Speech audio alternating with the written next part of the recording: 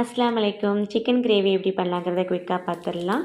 எண்ணெயில் பட்டை, கிராம்பு, ஏலக்காய், பெருஞ்சீரகம், அது கூடவே பல்லாரி வெங்காயம், உப்பு சேர்த்து கண்ணாடி பதம் வர வரைக்கும் நல்லா வதக்கிக்கிங்க.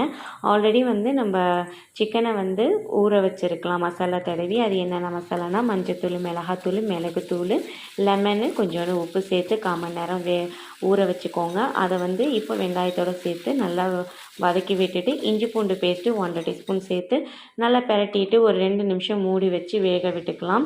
இந்த ஸ்டேஜில் இப்போது நம்ம காரத்துக்கு தகுந்த மாதிரி மிளகாத்தூள், அப்புறம் 2 டேபிள் ஸ்பூன் அளவுக்கு மல்லித்தூள், 1 டேபிள் ஸ்பூன் அளவுக்கு கரம் மசாலா இல்லைன்னா கறி மசாலா சேர்த்து, அது கூடவே ஒரு பெரிய தக்காளி நல்லா பொடியாக கட் பண்ணி அதையும் நல்லா வதக்கி விட்டுட்டு கொஞ்சம் தண்ணி விட்டதுக்கப்புறம் அது கூட மல்லி, புதினா, கருவேப்பிலை சேர்த்து மூடி வச்சிடலாம்.